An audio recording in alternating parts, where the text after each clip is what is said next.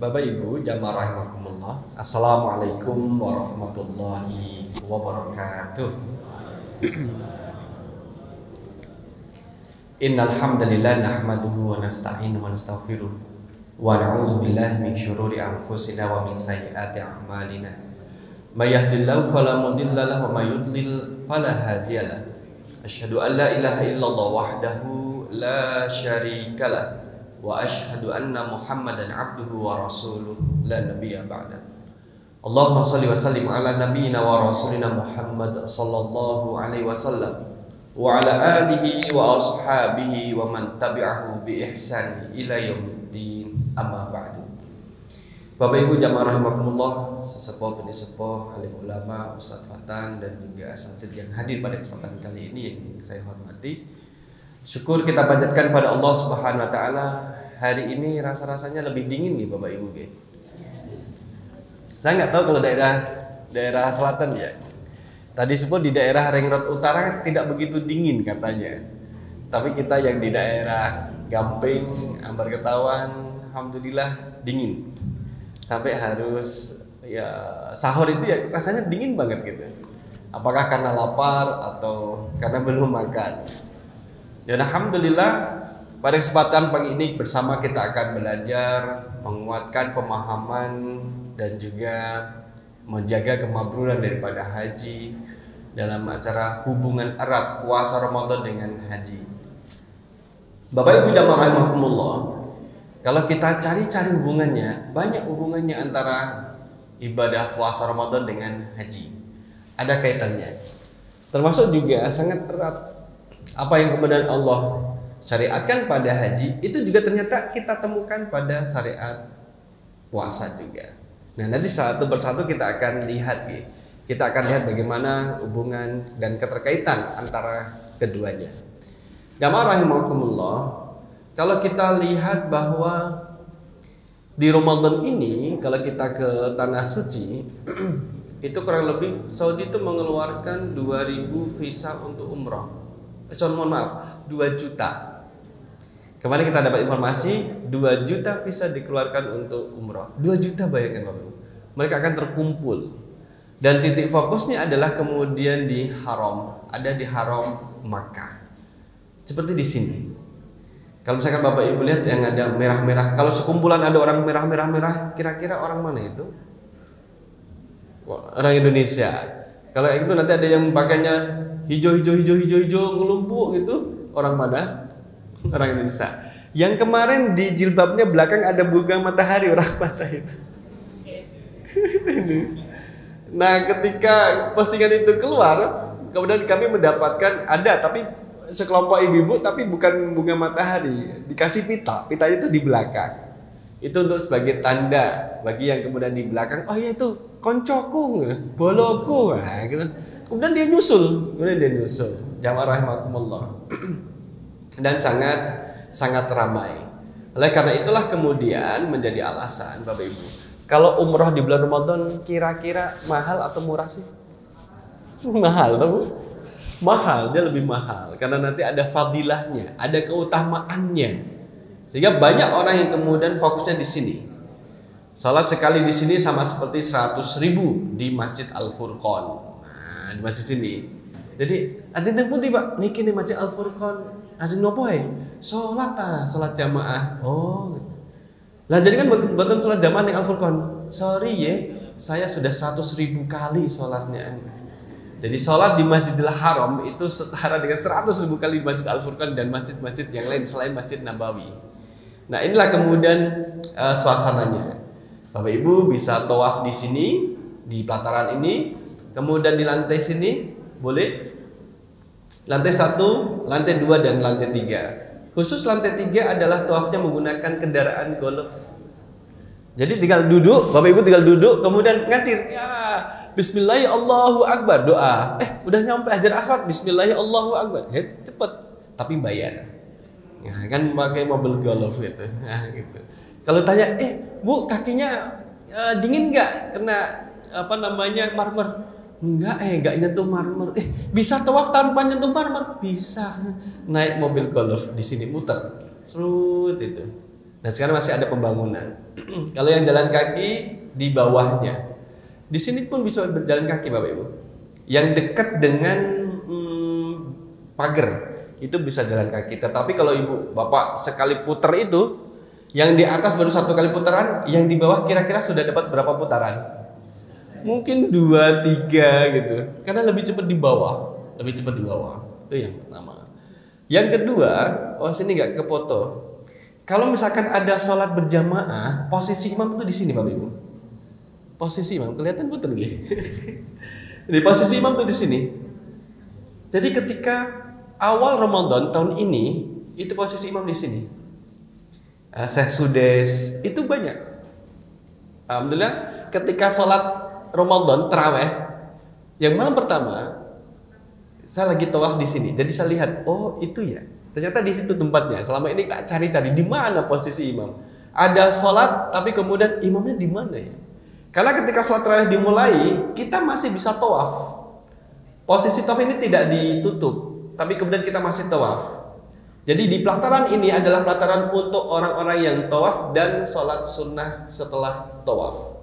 Adapun yang sholat berjamaah, sholat isya, sholat tarawih sama maksud, itu kemudian di dalam bangunan ini semua. Dan kemarin ada kurang lebih 3-4 imam yang bergantian. Sholat isya sendiri, kemudian 4 rakaat pertama itu kemudian 1 imam, pindah lagi dengan Syekh Sudes, kemudian ganti lagi dengan syekh-syekh yang lain sampai yang terakhir. Itu di sini posisinya Bapak Ibu jamaah rahmatullah. Jadi di sini itu steril, di depan ada tentara dan kemudian dijaga, daerahnya kosong, tidak boleh.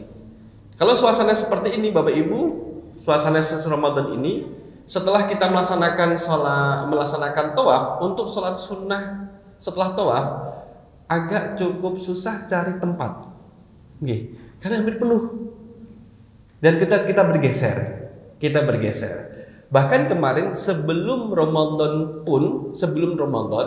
tempat untuk minum zam-zam itu sudah agak ditutup. Jadi kalau sunnahnya setelah tawaf dan sholat sunnah itu kita minum air zam-zam, itu yang di tempat biasa sebelum kita ke mas'ah, tempat sa'i itu Bapak Ibu, itu sudah ditutup. Ditutup dari artinya adalah tidak dikasih galon-galon zam-zam. Nah, kalau malam waktu itu pun kemudian tidak ada. Nah, gimana saat kita nggak bisa melaksanakan sunnah? Tidak apa-apa, cari zam-zam di tempat sa'i. Di tempat sa'i masih ada. Boleh nggak minum zam-zam ketika setelah tawaf kemudian di siang hari? Boleh, puasanya batal. Kan Ramadan, ini Ramadan. Pantasan saya seger, saya semangat kalau sa'i itu karena minum zam-zam gitu. Bolehnya boleh, tapi hari itu kemudian tidak terhitung sebagai berpuasa. Saya kan musafir, musafir. Wa antasumu khairul lakum. Kalau puasa itu lebih baik. Kemudian pembangunan apa lagi? Kemudian terminal Bapak Ibu. Terminal sekarang sudah mulai dibangun untuk persiapan haji. Pasar Seng seperti Bapak Ibu sudah ketahui, tempat kelahiran Nabi SAW ditulisi dengan Maktabah Makkah Mukarramah, Maktabah Perpustakaan Makkah Mukarramah, bangunan 2 lantai. Sekarang di depannya dikasih pagar, kita bisa lihat tapi tidak bisa mendekat. Mungkin waktu itu Bapak Ibu ngambil air zam-zam dari kerannya itu kan. Biasanya kan ngambil air zam-zam itu pakai keran yang kecil, dipencet nanti keluar kecil gitu. Kita itu sampai nunggu lama, kok nggak penuh-penuh. Kalau yang dekat dengan tempat kelahiran Nabi itu pakai keran, buka aja kerannya itu sudah ngocor banyak saat itu. Nah sekarang sudah tidak bisa diakses dan dikasih pembatas. Nah sebelahnya itu ada terminal. Terminal saya pernah tanya katanya terminal kali, ya kan? Di samping terminal-terminal yang lain, termasuk di daerah WC 3. Bapak Ibu punya kenangan di WC 3? WC nomor 3?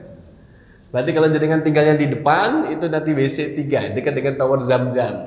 Di WC 3, lurus ada WC 2 untuk laki-laki, lurus lagi ada WC 1 untuk perempuan. Nah, ini masalah WC saya hafal. WC 1 perempuan, laki-laki. WC 4 untuk laki-laki atau perempuan Bapak Ibu?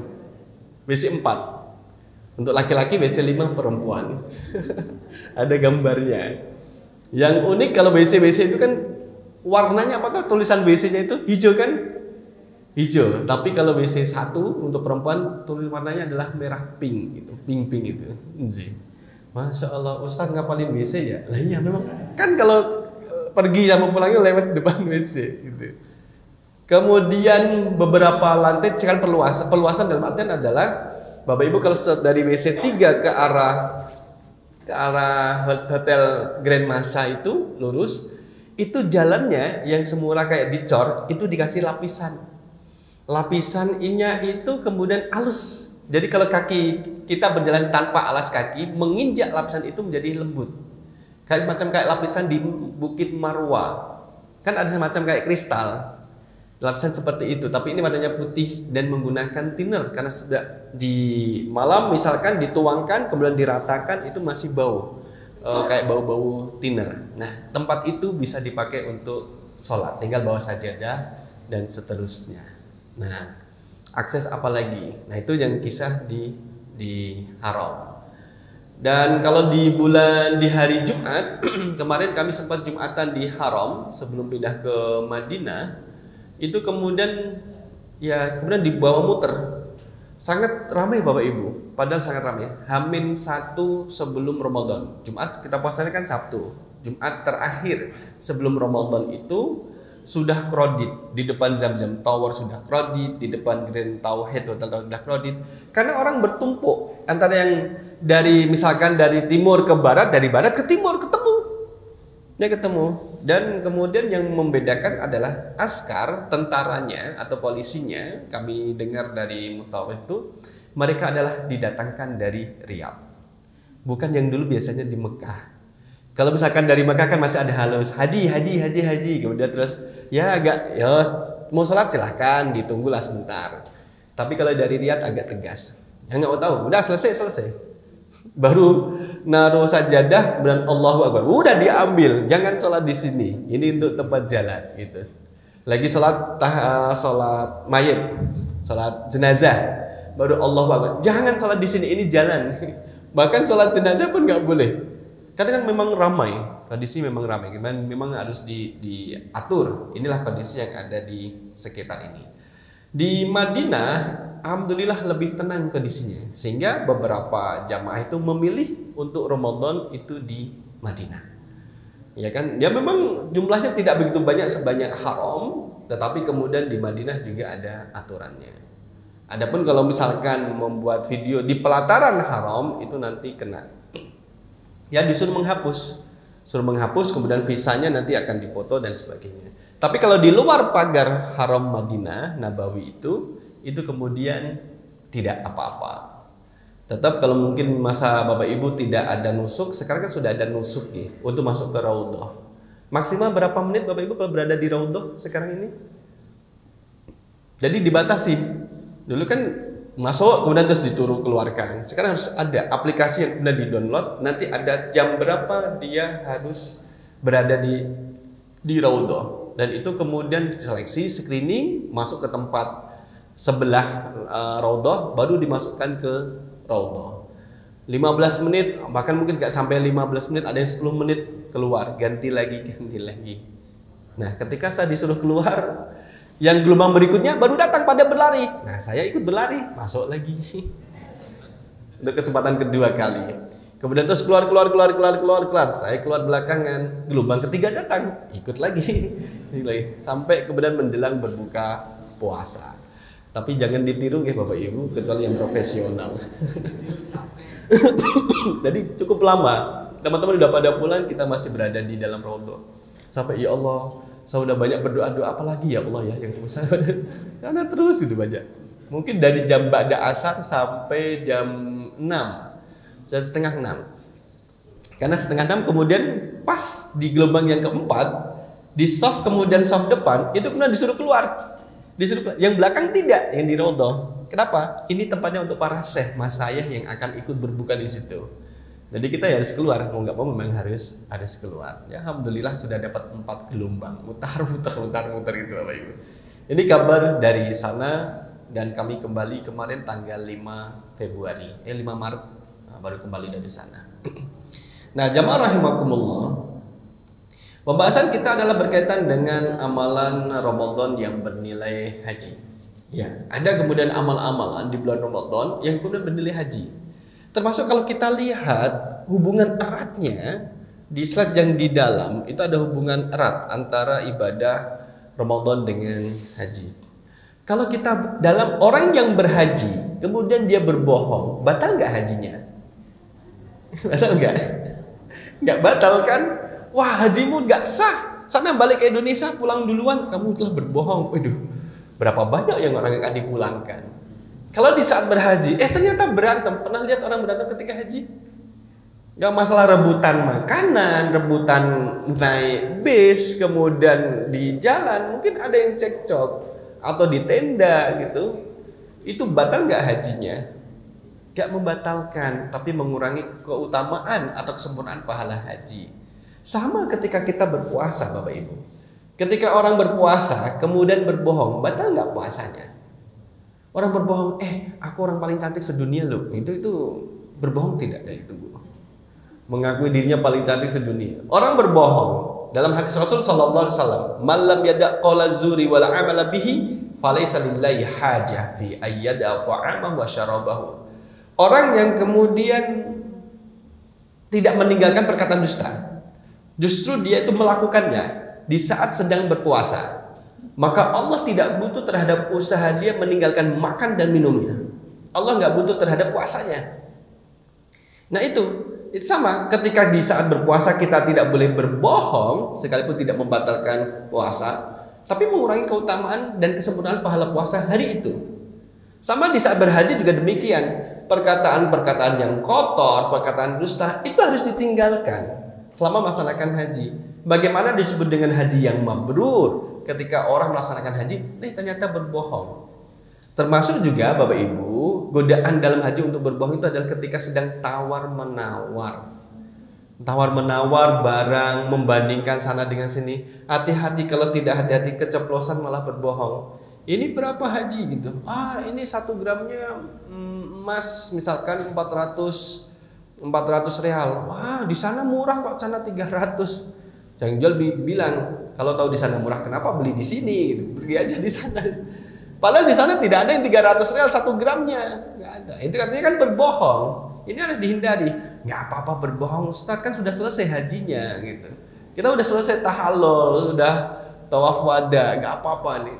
Bukan itu. Bahkan pengaruh dari haji itu pun masih melekat. Bahkan sampai kembali ke tanah air pun masih melekat. Ibadah hajinya masih melekat. Sama seperti Ramadan, sekalipun kita sudah berbuka puasa di waktu maghrib, kemudian nilai-nilai dari puasa itu pun masih melekat pada diri kita. Tidak boleh berdusta ketika selesai berbuka. Ini kotaknya siapa, Bu? Itu kotak saya. Loh, bukannya kotak jenengan sudah dibawa pulang tadi? Ya, tapi ini ada satu lagi. Nah, padahal bukan kotaknya dia. Padahal itu adalah kotak infak. Kotak infak bukan kotak untuk berbuka gitu, tapi kotak infak dan sebagainya. Maka hal ini sangat eratlah kemudian kita sampaikan bahwa di sini hubungan erat puasa Ramadan dengan haji. Jangan membicarakan hal yang membatalkan, yang tidak membatalkan dan mengurangi keutamaan pun harus ditinggalkan.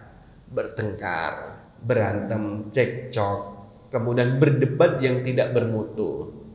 Maksudnya adalah berdebat untuk menunjukkan saya yang paling benar, kamu itu nggak benar, perbedaannya. Kemudian menunjukkan egonya, ya marah-marah. Saya dulu, untung saya tidak paham ya. Ada kemudian jamaah, saya tanya, Bu dari Indonesia? Bukan, tapi kan Ibu datang pakai pesawat Garuda. Iya, tapi bukan Indonesia. Tapi kan Ibu pakai bendera merah putih Indonesia. Iya, tapi saya bukan Indonesia. Lah Ibu dari mana? Saya dari Madura. Dari Madura. Karena nenek-nenek ya, si nenek-nenek ya, kita karena saya jadi petugas ya harus kemudian dilayan.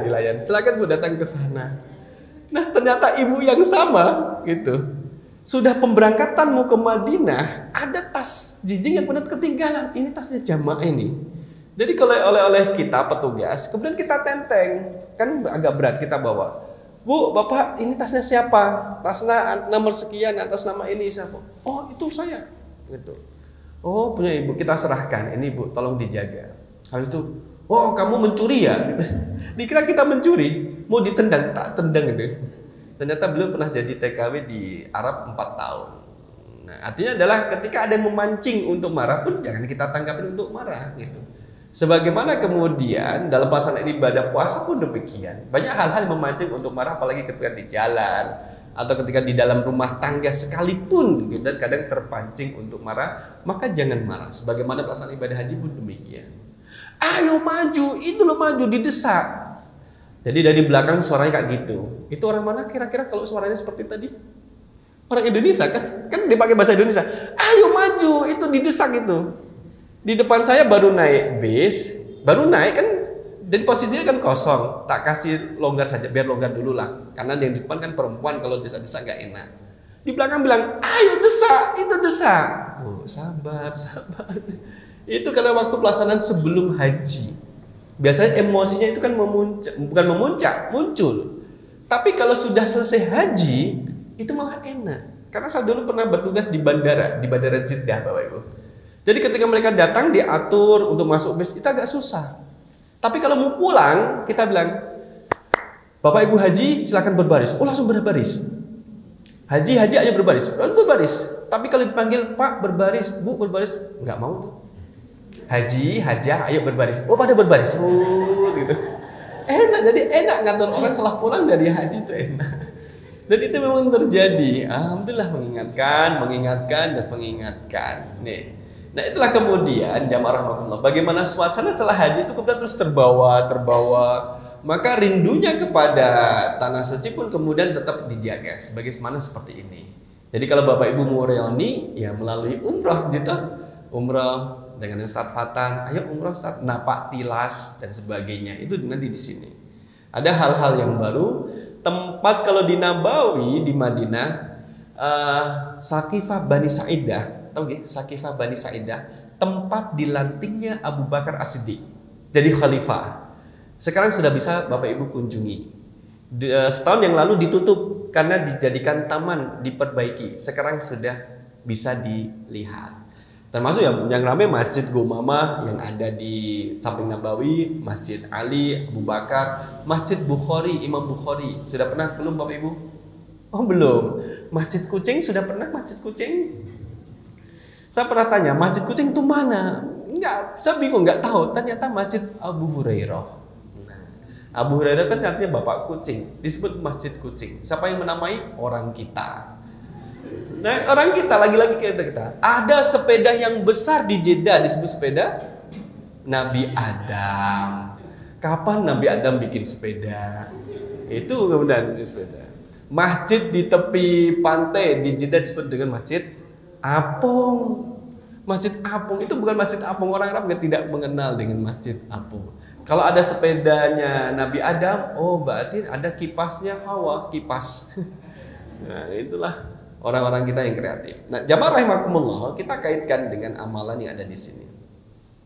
Maka kemudian ketika Rasul SAW, ini hadir daripada Ibnu Abbas, ya, pernah bertanya pada seorang wanita, "Ma mana'aka an tahujji ma'ana?" Apa alasanmu tidak ikut berhaji bersama kami? Jadi perempuan ini, sahabat ini tidak ikut berhaji bersama dengan Rasul SAW karena ada uzur, alasan dia memberi makan minum unta yang ditinggal oleh pemiliknya, sehingga tidak bisa berhaji. Sehingga kemudian Rasul mengatakan, fa idza kana Ramadhanu i'tamiri fihi fa inna umratan fi Ramadhan hajjatun. Ya sudah, kalau kamu tidak bisa berhaji, kan nunggu haji akan 1 tahun berikutnya. Jika Ramadan tiba, i'tamiri, berumrahlah. I'tamiri fihi, saat itu. Fa inna umratan fi Ramadhan, karena umrah di bulan Ramadan itu hajjatun, senilai dengan haji. Maka menjadi mahal. Tadi Bapak Ibu mengatakan biayanya menjadi mahal. J. Dan kemudian banyak hal-hal yang terjadi, sudah booking hotel ternyata nggak bisa ditempati karena diisi sama orang lain dan duitnya dikembalikan. Sampai kita ketemu dengan orang di sana, wah kalau kita pesan hotel sudah sampai di sana ternyata hotel kita dipakai orang lain, dikasih ke orang lain, itu kalau uangnya dikembalikan lebih susah lagi cari hotel. Lalu terus gimana? Ya paling tidak kita dicarikan hotel yang lain. Itu lebih mudah, sekalipun tidak lebih baik dari sebelumnya. Nah, insya Allah lah nanti akan merasakan di sana. Ini kemudian umrah di bulan Ramadan paling sama seperti berhaji. Kalau pahalanya seperti berhaji berarti saya sudah berhaji dong Pak Ustadz. Pahalanya seperti berhaji, tapi kemudian tidak menggugurkan dia untuk melaksanakan ibadah haji kalau dia sudah istitoah. Jadi, wah, loh, Bapak Ibu kan sudah daftar haji, kok nggak jadi berangkat? Oh, sudah, saya sudah berhaji. Kemarin kami umrah berdua. Jadi pahalanya kan seperti berhaji, maka haji ini saya tidak jadi berangkat. Saya tarik duitnya. Lah kenapa? Karena saya sudah berhaji. Di bulan Ramadan hajinya. Itu beda. Orang yang berumrah di bulan Ramadan pahalanya seperti orang berhaji, iya itu pahalanya, tapi tidak menggugurkan kewajiban dia untuk berhaji. Jadi tetap untuk melaksanakan haji. Kita yang di Sleman masa tunggu berapa Bapak Ibu? Pinten. Berapa tahun ya masa tunggunya? 35, 25 ya. Masya Allah. Mungkin ibu-ibu yang kemudian lagi hamil daftarin bayiku sini dulu perut. Nanti usia 30 tahun berangkat dan sebagainya. Sampai demikian itu ya. Nah, maka istitoah adalah kemudian mampu secara fisik maupun secara finansial. Nah, fa inna umratan fi ta'dilu hajjatan. Umrah pada bulan Ramadan senilai dengan haji. Oleh karena itu, kalau kita lihat tadi Bapak Ibu jamaah rahimakumullah, ini kan lebih, mohon maaf ya, lebih berat Bapak Ibu. Untuk tawafnya saja itu berat. Uyel-uyelan itu apa ya? Usek-usekan. Desak-desakan. Leres berdesak-desakan. Kita kan badannya standar. Kita baru kemudian tawaf, di belakang kita ada rombongan dari misalkan Tajikistan, Uzbekistan, yang badannya besar-besar. Terus mana lagi? Doanya kenceng. Wah, kita minggir. Kita nanti akan minggir lah. Yang penting tidak ada marah. Nah, bukan masalah. Kebiasaan kita kadang itu membuat barisan agak gemuk. Rombongan kita misalkan 40, itu kemudian sampai 5-6 baris gemuk. Jalannya pelan-pelan. Ini kan ngalang-ngalangin jalan. Kalau mau adalah dibuat ramping, misalkan maksimal 3 baris ke belakang. Itu agak mending gitu. Dan lain sebagainya. Nah, inilah kemudian sampai kemudian ada anak kecil yang nangis dan sebagainya karena memang berdesak-desakan, Bapak, berat di sini. Belum lagi nanti kemudian selesai tawaf mau keluar dari tempat tawaf, itu kemudian tidak pakai jalur yang muter. Selesai di Hajar Aswad misalkan, kan tidak langsung lurus sana kan? Kalau lurus keluar kan nebrak, ditebrak gitu. Ya agak muter, tapi kemudian keluar. Maka baiknya adalah ketika sudah masuk putaran ke-7, Bismillahi Allahu Akbar yang ke-7, tawafnya agak keluar. Nanti sampai Hajar Aswad berada di titik keluar dan lebih mudah untuk keluar. Nah, inilah kemudian rokosone ketika umrah di bulan Ramadan, sehingga kemudian diapresiasi pahalanya seperti berhaji. Hanya saja tidak ada kunjungan ke Mina dan juga ke Arafah.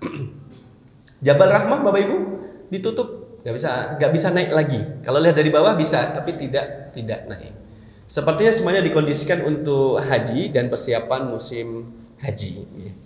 Fa inna umratan fi Ramadan taqdi hajjatan ma'i. Sesungguhnya umrah di bulan Ramadan seperti berhaji bersamaku, bersama dengan Nabi Sallallahu Alaihi Wasallam, penuh keberkahan.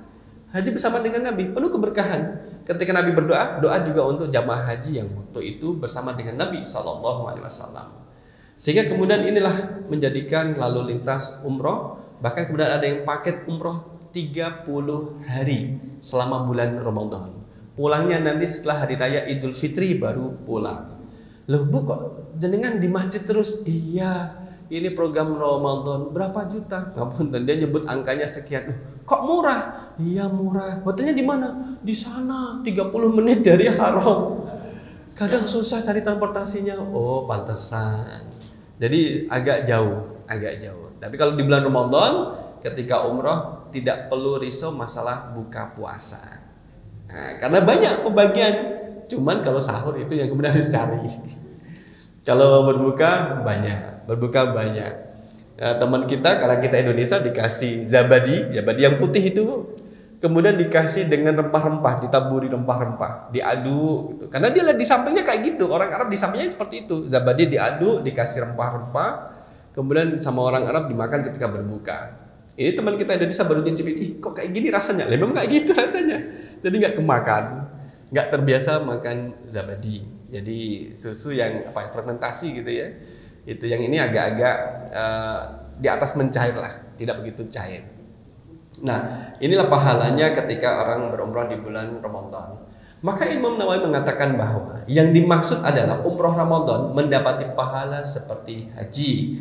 Namun bukan berarti umrah Ramadan sama dengan haji secara keseluruhan. Tidak. Maka tetap utama adalah hajinya. Tapi orang melaksanakan umrah di bulan Ramadan, pahalanya seperti orang berhaji. Ya. Sehingga jika seseorang punya kewajiban haji, lalu ia berumrah di bulan Ramadan, maka umrah tersebut tidak bisa menggantikan haji tadi. Ya tetap harus berhaji. Itu harus berhaji. Nah, itulah kemudian disampaikan oleh Imam An-Nawawi. Maka Ibnu Hajar Asqalani dalam Fathul Bari menyebutkan bahwa annal umrata fi Ramadan ta'dilul hajjata fi thawabi. Bahwa umrah Ramadan itu setara haji dalam pahalanya saja, pahala. Kan al-hajju al-mabruru laisa lahul jazau ilal jannah. Haji yang mabrur tidak ada pahala yang setimpal untuk memberi balasan kepada mereka yang haji yang mabrur ini kecuali adalah surga. La annaha taqumu maqamaha, bukan berarti umrah dapat menggantikan haji. Fi isqatil fardhi, sehingga kewajiban haji dapat gugur. Lil ijma'i, karena ulama telah sepakat ala anna al-i'timari la yujzi'u an hajjil fardi. Ulama bersepakat bahwa umrah tidak dapat menggugurkan kewajiban haji. Hanya pahalanya setara dengan haji. Kalau Bapak Ibu misalkan ada pertanyaan, Bu, enak umrah di bulan Ramadan atau pergi haji? Gitu. Milih mana Bapak Ibu? Milih pergi umrah di bulan Ramadan yang pahalanya seperti haji atau pergi haji di bulan Dzulhijjah? Pergi haji, tetap utama pergi haji. Umrah di bulan Ramadan selama-lamanya kan lihat 12 hari, yang 30 hari memang jarang. Tapi kalau haji kan 40 hari. Di Madinah nanti ada arba'in, ya kan? Kemudian nanti di Makkah nikmatnya nyuci sendiri, kemudian jemur pakaian di hotel. Tahu-tahu mau diambil sudah hilang, jatuh ke bawah. Nggak ketahuan di mana. Ya, itu baju saya di bawah, tapi nggak tahu pintu masuk ngambil baju itu lewat mana, itu nggak ngerti. Gitu. Baru dijemur ternyata diencelai burung dara, ada kotoran burung dara. Alhamdulillah jadi kenang-kenangan. Itu tetap kemudian berhaji. Suasana itu sangat ramai. Disitulah kemudian Allah menunjukkan kepada kita bahwa inna akramakum indallahi atqakum. Orang yang paling mulia di sisi Allah adalah orang yang paling bertakwa. Sehingga dalam baik pelaksanaan ibadah haji, jangan kemudian merasa dirinya paling baik, kemudian meremehkan orang lain. La yaskhar qaumun min qaumin asa ayyakunu khairam minhum. Janganlah suatu kaum itu meremehkan kaum yang lain. Ketika lihat orang pada perjalanan ke haram, alah itu pakaiannya nggak bagus, jangan meremehkan itu. Alah sudah sepuh paling nggak kuat tawaf, jangan meremehkan itu. Dari rumahnya dia memang usianya sudah sepuh. Yang muda paling simbah ini nggak kuat tawaf, apalagi sa'i, nanti paling ujung-ujungnya minta gendong. Ternyata yang komentari itu yang tidak kuat, yang masih muda yang komentari itu yang tidak kuat, simbahnya ternyata masih kuat. Itulah akibat dari mengomentari orang-orang sana. Ada yang sampai ada yang puluhan tahun, misalkan 70 itu ternyata masih kuat untuk melaksanakan ibadah umrah, ya, tawaf dan juga sa'inya. Nah, jamaah rahimakumullah, kalau di haji kita tidak boleh merendahkan orang lain, sama di saat berpuasa pun demikian. Kita tidak boleh merendahkan orang lain. Sorry ya, kamu buka puasa dengan apa? Dengan korma. Ini loh saya dengan albek gitu. Masih ingat albek Bapak Ibu? Albek. Itu ayam gorengnya Saudi. Dibayangkan. Albek. Albek. Kemarin kami sahur dengan albek. Sisa-sisa albek dipotong-potong. Jadi tidak boleh meremehkan orang lain. Saat melaksanakan ibadah puasa pun juga tidak boleh meremehkan orang lain, menilai puasa saya lebih bagus daripada puasa dia. Apa dia ibadah apa yang dilakukan? Itu tidak boleh. Sebagaimana dalam pelaksanaan ibadah haji juga tidak boleh. Nah, inilah kemudian Allah mengangkat derajat seseorang bukan dari apa yang kemudian dia pakai, apa yang dikenakan, tapi dari sisi ketakwaannya kepada Allah Subhanahu wa taala. Kalau di Ramadan itu menjadi bulan penuh rahmat dan ampunan, maka orang yang melaksanakan ibadah haji pun kemudian menjadi mustajab doanya. Karena dia berada di Masyairil Haram. Ibu-ibu, sudah ada yang pernah mencium Hajar Aswad? Oh, alhamdulillah belum. Sudah antri dari jam 10 pagi, antri mendekati antri nih. Tinggal sebentar, tinggal 2 orang. Allahu Akbar, Allahu Akbar. Wah, bubar, dibubarkan sama askar. Bubar. Persiapan sholat. Itu sudah persiapan sholat. Antri lagi. Jadi kalau tidak mampu nggak usah dipaksakan. Saya kasih triknya Bapak Ibu. Kalau mau mencium Hajar Aswad adalah jenengan itu kesini itu di saat sedang dikumandangkan sholat berjamaah.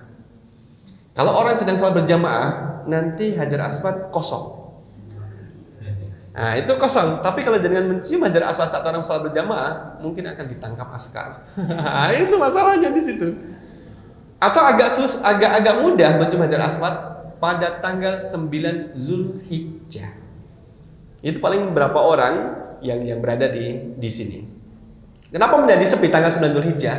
Karena seluruh jamaah haji ada di Arafah. Yang di sini kemungkinan yang tidak haji gitu. Aku mau ke haram ngapain? Mau cuma Hajar Aswad. Nanti ketinggalan ini Arafahnya loh. Nggak apa-apa. Besok ngulang lagi lah. Al-Hajju Arafah. Haji itu Arafah. Yang tidak bisa mengikuti Arafah tidak terhitung hajinya. Kalau misalkan tidak bisa melempar jumroh, bisa diwakilkan. Saya titip lempar jumroh ya. Saya nggak bisa lagi lemes. Itu boleh, Bapak Ibu. Tetapi kalau untuk wukuf di Arafah tidak bisa diwakilkan sehingga ada safari wukuf. Safari wukuf itu bagi pasien jamaah haji yang tidak bisa meninggalkan rumah sakit kecuali dia berada di dalam ambulan.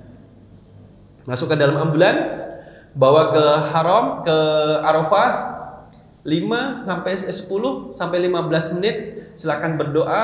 Selesai berdoa kemudian dibawa lagi ke rumah sakit. Nah, selebihnya rentetan ibadah haji, jumroh dan sebagainya itu bisa diwakilkan. Tapi yang Arafah tidak bisa. Nah, dalam pelaksanaan ibadah puasa, kita juga demikian. Puasa tidak bisa diwakilkan. Aku mau titip puasa. Ya sini sekalian gitu. Kemudian ditanya sama temannya, loh, kamu kok buka puasanya 2 kali? Iya, tadi yang pertama buka puasa untuk diri saya, buka puasa kedua untuk titipan gitu. Nah, kok bisa? Nah, itu nggak bisa. Yang seperti itu tidak bisa. Nah, jamaah rahimakumullah, kita lanjutkan lagi bahwa kalau kemudian Ramadan adalah bulan penuh rahmat, kemudian di sana banyak pahala, sama ketika berhaji juga demikian. Doa orang yang wukuf itu sangat mustajab. Jadi dalam sehari itu maka perlu dipersiapkan. Jangan kemudian disibukkan, buka HP, kemudian selfie, kemudian terus alhamdulillah begini ya rasanya wukuf. Itu kira-kira apa maksudnya? Begini ya rasanya sedang wukuf di Arafah gitu. Hati-hati dari komentar kemudian selfie, begini ya rasanya wukuf di Arafah, itu jatuhnya bisa riya. Oh, lagi haji nih ya, lagi haji ya, lagi pamer kalau lagi di Arafah ya, malah disebutkan. Kecuali kalau kemudian di gadget di HP ini, kemudian banyak doanya, kita berdoa, membaca doa yang ada di sini, atau membaca Al-Quran yang ada di sini. Nah, itu boleh. Karena sangat mustajabnya waktu ketika berada di Arafah, min tulu'il fajri ila ghurubi syamsi. Sejak terbitnya fajar sampai tenggelamnya matahari. Kan nanti terus bergeser ke Musdalifah, kemudian mabit di Mina. Nah, di saat orang berpuasa, waktu mustajabnya adalah ketika menjelang berbuka. Secara umum dari fajar sampai maghrib, itu doa kita termasuk doa yang mustajab. Doa was-saim. Doa was-saim, doa orang berpuasa adalah doa yang mustajab. Sampai dia berbuka. Maka sebelum berbuka, itu kemudian antara waktu asar sampai berbuka, banyak-banyak berdoa. Ya Allah, doa saya ya Allah seperti doa orang-orang berada di masjid ini ya Allah. Nah, kira-kira baik semua nggak doanya? Cocok nggak? Nah, belum tentu cocok. Maka kita boleh berdoa sesuai dengan keinginan kita masing-masing. Yang diminta orang yang duduk di belakang kepada Allah belum tentu cocok untuk kita, gitu. Ternyata kemudian dia minta apa namanya diberi keturunan ya Allah, beri hamba keturunan ya Allah. Lah ini kita sudah punya 9 anak, masa nambah lagi? Gitu. Belum tentu. Maka berdoalah sesuai dengan keinginan, kebutuhan dan juga keperluan kita. Allah Maha tahu. Tidak harus menduplikat doa-doa orang lain gitu. Belum tentu cocok dan sebagainya. Kau sudah jam 8:30 ya? Nih, jamaah rahimakumullah. Maka kemudian ketika di bulan Ramadan itu menumbuhkan kepedulian, peduli dengan sesama bagi orang-orang yang berpuasa. Sama Bapak Ibu, ketika berhaji juga demikian. Apalagi saat wukuf itu kan panas. Sehingga kemudian ada pembagian minuman gratis. Di samping-samping jalan ada air, minuman yang kemudian dipasang secara gratis. Siapa yang kemudian haus bisa minum. Kemudian juga kadang kalau tahun lalu pakai apa nih? Kispray. Jadi air kemudian disemprotkan, petugas nyemprotin kepada jamaah yang lewat untuk memberikan efek dingin karena cuacanya yang sangat panas. Di sini disemprot. Sekalipun kemudian ada blower yang dari kipas itu juga tetap berfungsi. Nah, itu kan kepedulian terhadap cuaca. Di bulan puasa juga demikian. Peduli berbagi dengan yang lain, apalagi wabil khusus untuk menu berbukanya. Kita menjadi peduli. Kita dapat menu berbuka, tetangga kita tidak berbagi. Maka kalau kita memberi dia bagian dari menu buka kita, berarti kita sama seperti orang memberi menu berbuka pada orang yang berpuasa. Pada bulan puasa, orang-orang mukmin berbagi kebahagiaan seperti makanan, baju lebaran, dan uang THR. Apa THR? Tunjangan hari raya, gitu. Jadi, kalau di haji kan juga demikian. Dan ini kita lihat, Bapak Ibu ketika sedang berhaji, itu kadang menyiapin uang pecahan 1 rial. Nanti ketemu sama cleaning, dikasih.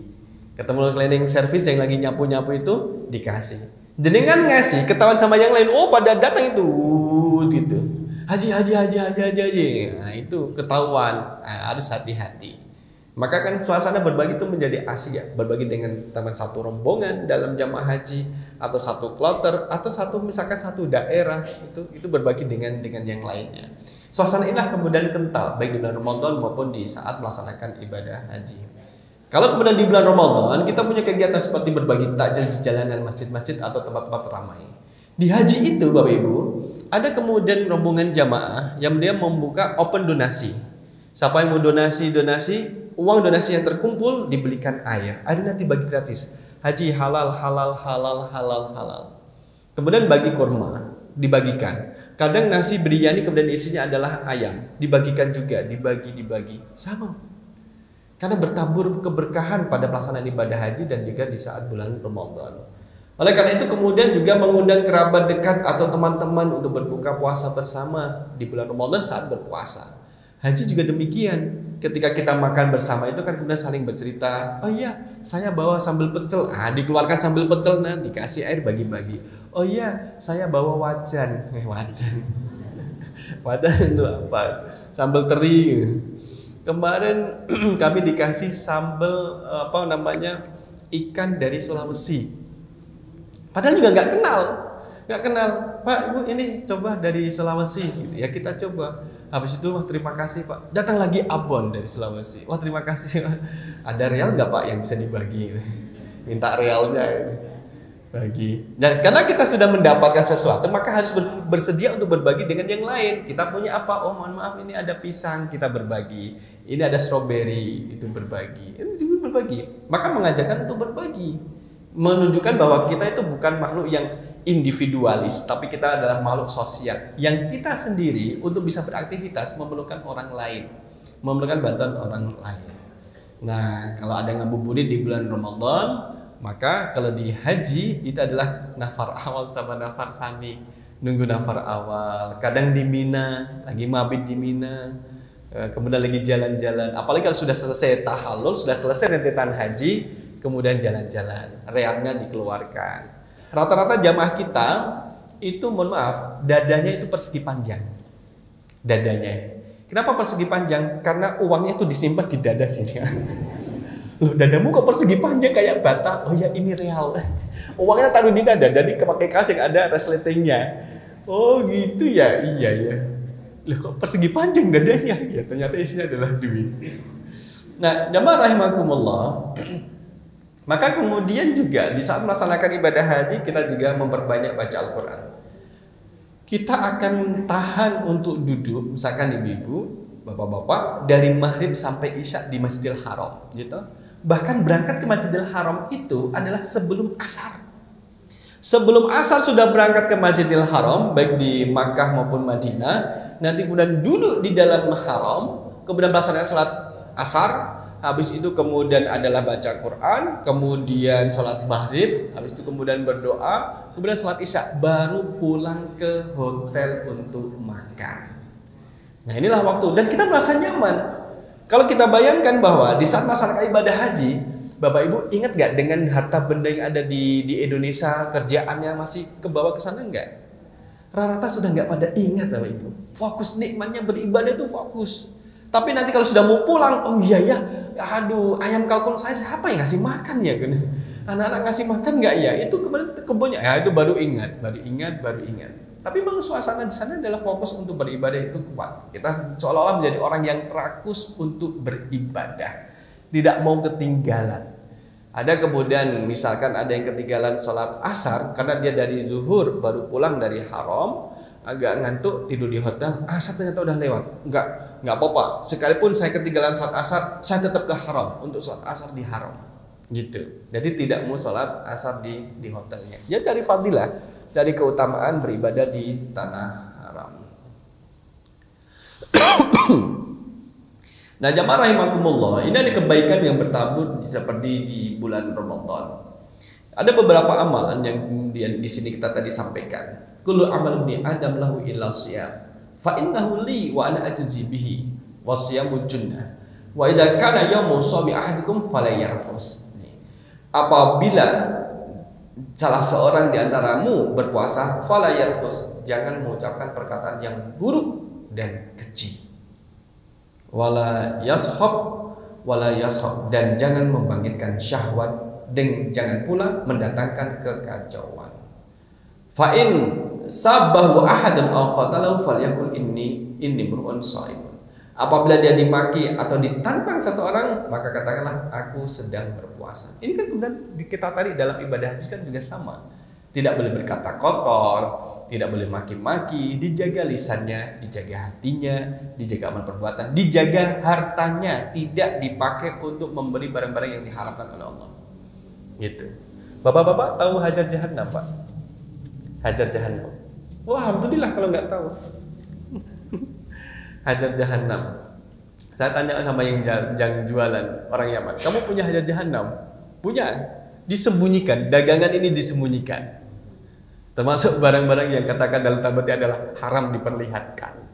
Itu Hajar Jahannam. Itu dari Mesir, dulu dari Mesir, obat kuat.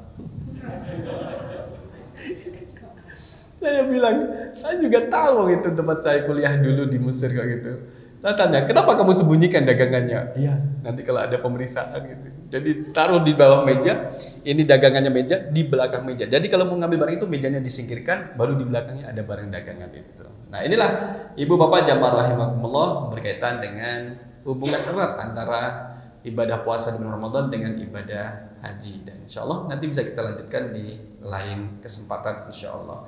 Yang perlu kita jaga adalah ketaatan sepulang dari tanah suci, ketaatan dimanapun dan juga berada, dimanapun dan kapanpun kita berada. Semoga Allah menerima amal ibadah kita. Amin ya rabbal alamin. Aku qouli hadza astaghfirullah li wa lakum. Assalamualaikum warahmatullahi wabarakatuh.